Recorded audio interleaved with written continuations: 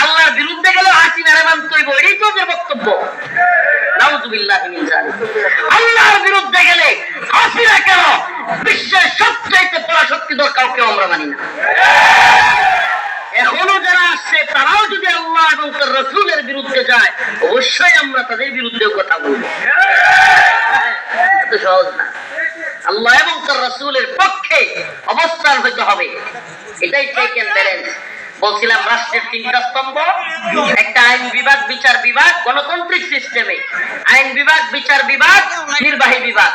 আমি তো মনে করি চেক এন্ড ব্যালেন্সের জন্য, ক্ষমতার ভারসাম্যের জন্য যারাই সরকারে যায় তারা যেন কোনোভাবেই জুলুম করতে না পারে, তারা যেন কোনোভাবেই মানুষের উপর নির্যাতন করতে না পারে, কোরআন সুন্নাহর বিরুদ্ধে কাজ করতে না পারে।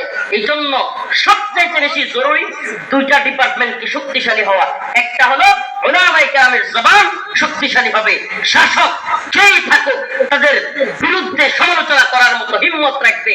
সরকার হাসিনায় থাকুক, সরকার ইউনূস হোক, সরকার তারেক রহমান হোক, সরকার খালেদা জিয়া হোক, যেই গভর্নমেন্টে আসুক, আলেমদের জবান হবে এমন সেই শাসকই ইসলামের বিরুদ্ধে কিংবা কোনো জুলুম করবে, সেই শাসকের বিরুদ্ধে আলেমের জবান দাঁড়ায় যাবে। এটাই হলো আফগানি আলেমদের অবস্থান।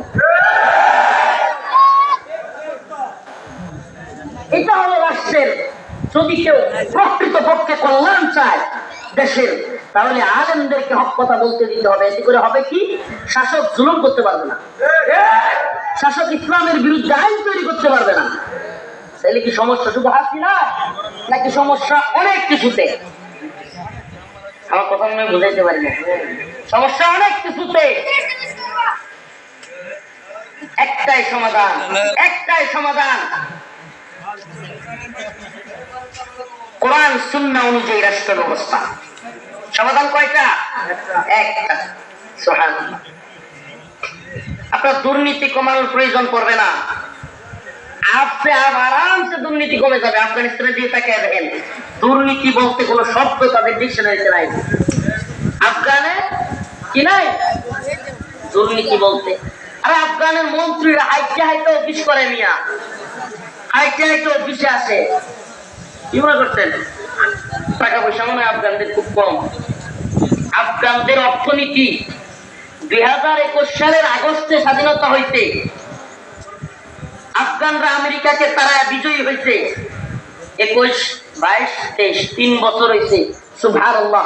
বিশ্বের সবচেয়ে পাওয়ারফুল মুদ্রা হলো বর্তমানে আফগান মুদ্রা। কল্পনা করছেন আপনি? কি উন্নত করবেন আপনি, কি উন্নয়ন করবেন?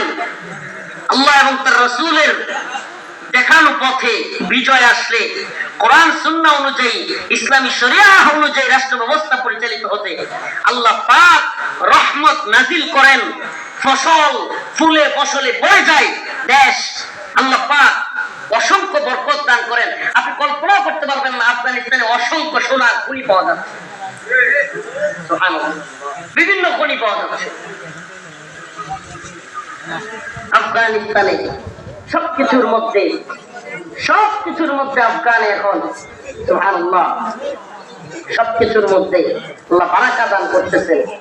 অতএব আমাদেরকেও এই লা ইলাহা ইল্লাল্লাহ যেটা বললাম, ইলাহ মানে হলো এমন এক বিষয়, যদি কোনো ব্যক্তি আল্লাহর বিরুদ্ধে কথা বলে, আল্লাহর বিরুদ্ধে কাজ করে, আর আপনি তাকে মানেন এবং তার পক্ষে কথা বলেন, সে যা বলে তা করেন, তাহলে আপনি ওই ব্যক্তিকে ইলাহ মানলেন।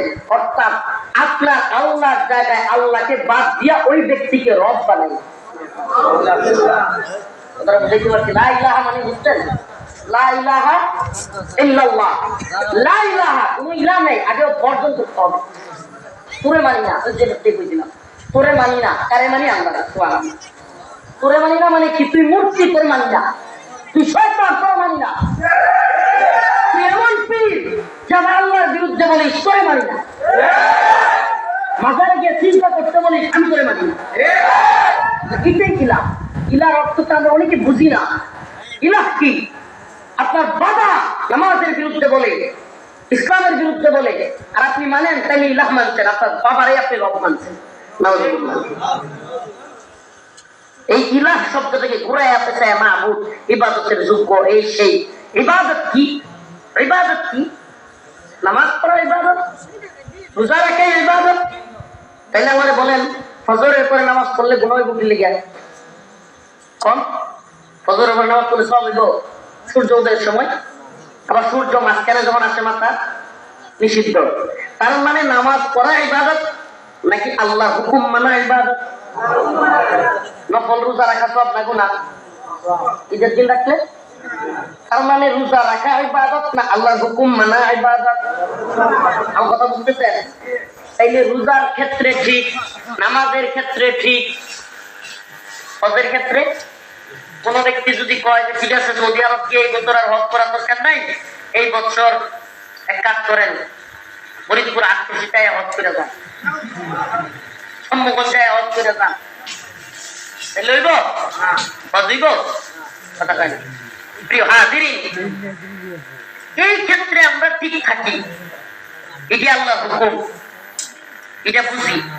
সরকার যদি আগামীকালকে কয় যে ফজরের নামাজ 10টার সময় পড়া লাগবে, কয়টা মানবেন নি? আরে না, এই সরকার অভ্যুত্থানের মাধ্যমে আসছে, ছাত্ররা নিয়ে আসছে, এই সরকারকে মানতে হবে। এটা কি করো? 10টার সময় ফজরের নামাজ পড়লে মানবেন? ফজরের নামাজ বাদ দিতে বলে না এই সরকার, বলবে আপনারা 5টায় না পড়ে 10টায় পড়বেন, এটাই মানবেন না?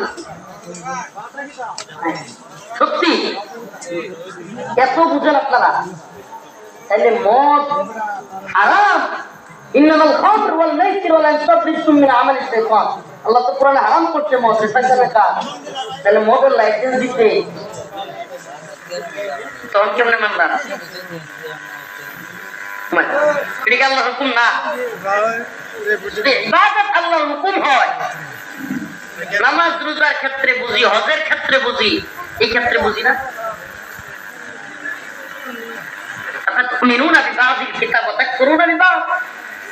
তাহলে কি আমরা আল্লাহর কোরআনের কিছু মানবো, কিছু মানবো না?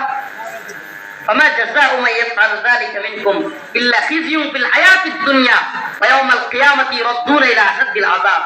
তবে অপেক্ষা করো, দুনিয়াতে তোমাদের জন্য রয়েছে লাঞ্ছনা। যদি তোমরা কোরআনের অর্ধেক